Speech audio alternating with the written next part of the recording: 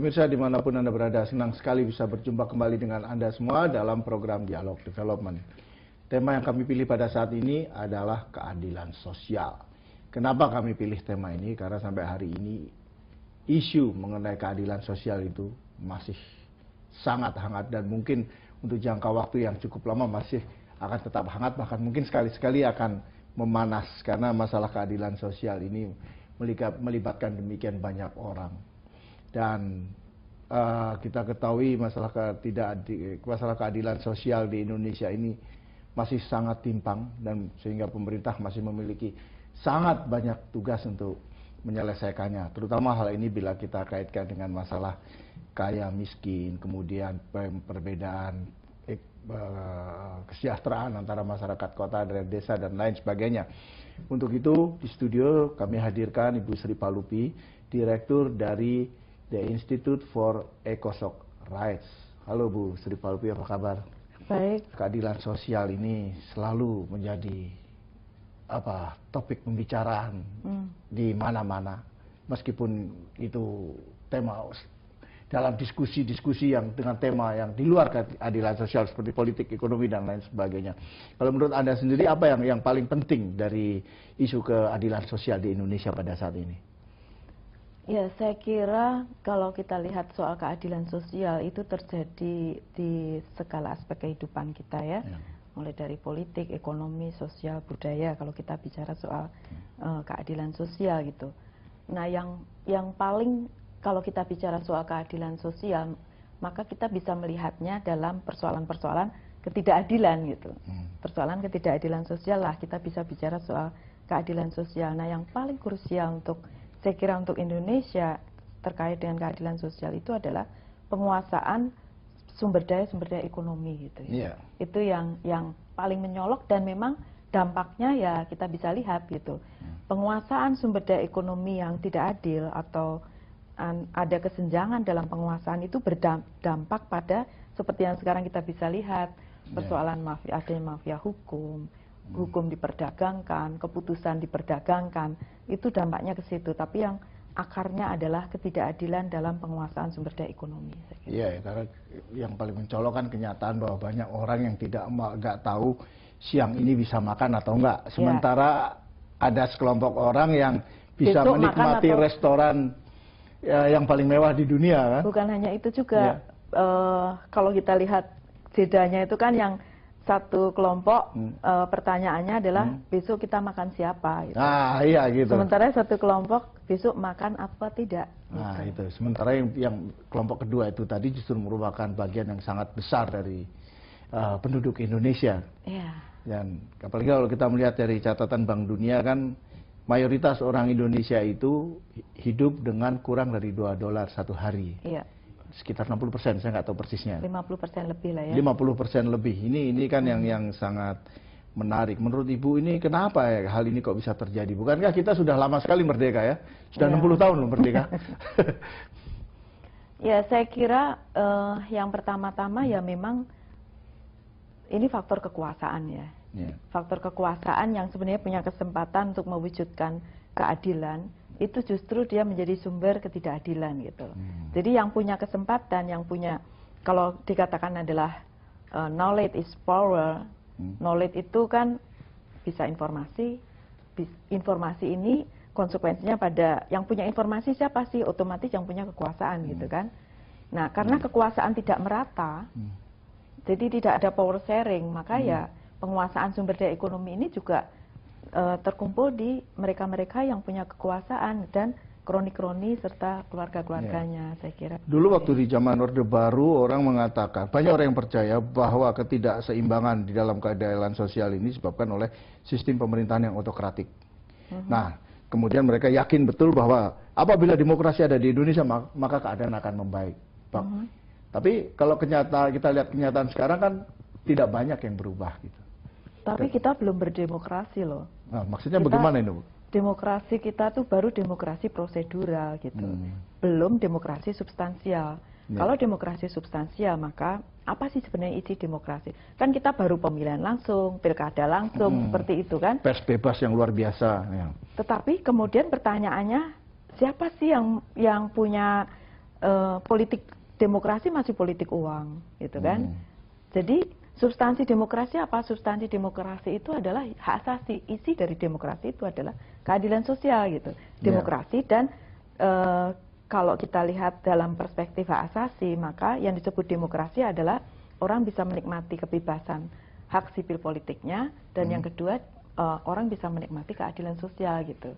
Dan dari sisi hak sipil politik, kebebasan berbicara, kebebasan berpendapat, mungkin kita sudah lebih maju dari Orde Baru. Tetapi dari sisi keadilan sosial kita belum bergerak kemana-mana, justru terjadi semakin merosot, gitu.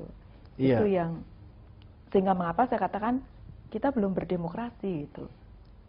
Kita belum sepenuhnya terbebas dari siapa sebenarnya penguasa-penguasa yang ada sekarang, baik di tingkat daerah maupun di tingkat pusat, itu masih belum lepas dari kekuasaan Orde Baru, gitu.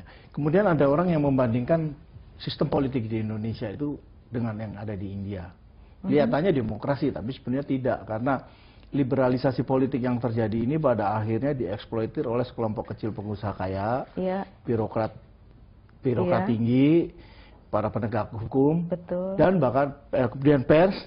Bahkan ada yang mengatakan LSM tertentu, elit. Nah, ini bagaimana? Jadi sebenarnya situasi di Indonesia dan India itu kurang lebih sama. Saya kira berbeda, ya. Kalau kita lihat di India itu jarak sosial, kesenjangan sosial itu tidak seperti yang kita punya, gitu. Yang kedua juga kalau kita bandingkan antara India dan Indonesia, indeks pembangunan manusianya itu jauh. Indonesia jauh lebih maju India daripada kita, gitu. Bahkan kita pun dengan Kamboja, dengan Vietnam pun kalah gitu. Nah, itu jangan-jangan dengan Burma kalah juga, gitu. Iya. Itu justru itu yang terjadi. Itu kan sebenarnya indikator-indikator keadilan sosial itu paling mudah adalah indeks pembangunan manusia, gitu kan? Iya. Kalau variabel yang dipakai untuk menentukan indeks pembangunan manusia itu apa aja, ya? Indeks pembangunan manusia itu dilihat dari setidaknya 3 faktor, ya. Yang pertama itu adalah angka harapan hidup, di dalamnya ada kematian ibu, kematian anak. Yang kedua itu pendidikan, dan yang ketiga adalah tingkat pendapatan, gitu. Nah, dari situ ya kita jadi tahu, gitu ya, sebenarnya persoalan keadilan sosial itu masih jauh tertinggal, gitu, kita sendiri, gitu. Itu kan sebenarnya ukuran bahwa alokasi anggaran, kalau kita mau bicara soal keadilan sosial, gitu, dalam hal ini adalah pertama alokasi anggaran kita untuk kebutuhan-kebutuhan yang meningkatkan pembangunan manusianya justru rendah. Jadi misalnya itu salah satu akarnya, kita menggunakan pendekatan pembangunan ekonomi dengan pendekatan pertumbuhan ekonomi. Nah, pertumbuhan ekonomi itu akan terjadi, jadi karena pendekatan pertumbuhan ekonomi itu otomatis akan mengutamakan itu pemilik resource yang besar. Jadi kalaupun misalnya sektor usaha, dia akan mengutamakan sektor usaha skala besar. Nah, akibatnya resource ekonomi itu diberikan kepada mereka dengan harapan pertumbuhan ekonomi terjadi, gitu. Dengan pertumbuhan ekonomi terjadi di sektor-sektor yang berskala besar, maka terjadi trickle down effect. Tapi kenyataannya kan tidak terjadi, gitu. Sehingga ya resource ekonomi, sumber daya ekonomi itu terkumpul di mereka yang justru yang punya kekuasaan, yang punya sumber daya yang sudah besar, gitu. Kalau saya lihat, Mbak, ya, di era sekarang ini, ya, yang katanya demokrasi itu kan, itu banyak sekali tokoh-tokoh sosial, ya, pejuang sosial lah yang terpilih, antara lain menjadi anggota DPR ataupun DPRD, juga menjadi kepala-kepala daerah dan lain sebagainya, selain para artis sinetron itu. Kalau sekarang ini kalau kelihatannya mereka nggak bisa banyak bergerak, atau mungkin mereka nggak bergerak setelah menikmati posisi politik yang sudah demikian nyaman dan membuat mereka sangat sejahtera. Menurut penglihatan Anda apa ini? Kalau kita lihat kan dari sistemnya itu sendiri sistemnya itu sendiri tidak membuat orang baik itu bisa bekerja dengan baik. Itu yang pertama. Kemudian yang kedua, ya pertanyaannya, siapa yang kemudian masuk ke kekuasaan-kekuasaan? Tentu saja mereka yang punya sumber daya ekonomi, gitu ya. Lihat saja sekarang, siapa sih yang bisa masuk ke bursa pilkada? Tentu yang punya sumber ekonomi, atau di belakang itu yang punya dukungan kekuasaan, dukungan uang gitu. Yang pasti orang kaya atau anak buahnya orang kaya. Iya. Ya. Nah, kalau sistem itu sendiri nggak bisa membuat orang-orang yang punya, misalnya saja, kalau tidak ada batasan tentang biaya untuk kampanye, pasti orang-orang yang baik yang tidak punya sumber ekonomi tidak akan bisa maju, tidak akan bisa terpilih, gitu kan? Iya. Gitu. Nah, itu konsekuensinya itu besar. Pada contohnya saja, banyak pilkada yang dibiayai oleh perusahaan-perusahaan, misalnya di sektor pertambangan. Gitu.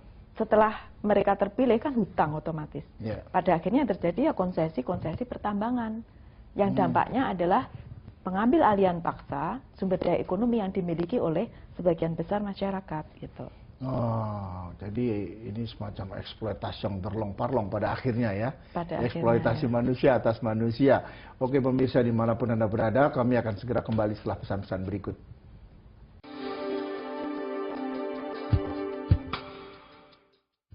Oke pemirsa dimanapun Anda berada, terima kasih karena masih tetap mengikuti program Dialog Development hingga saat ini. Dan saya akan langsung ke Bu Sri Palupi aja. Bu Sri Palupi, apakah Anda melihat misalnya contoh-contoh yang lebih konkret mengenai ketidakseimbangan dalam keadilan sosial di Indonesia ya, terkait dengan kehidupan nyata masyarakat yang seringkali disisihkan oleh sektor modern atau sektor